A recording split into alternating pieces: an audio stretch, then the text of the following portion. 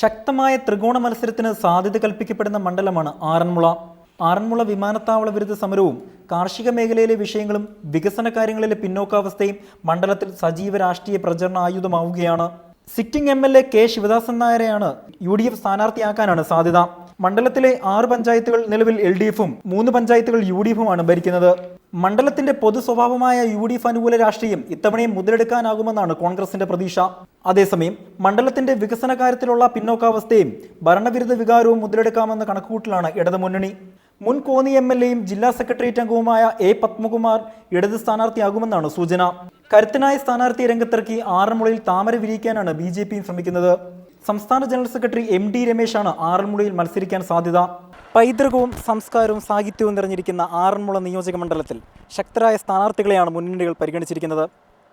Cameraman Shameer പത്തനാപത്തിനോടൊപ്പം Aji Kunjumon, reporter, Pathanamthitta.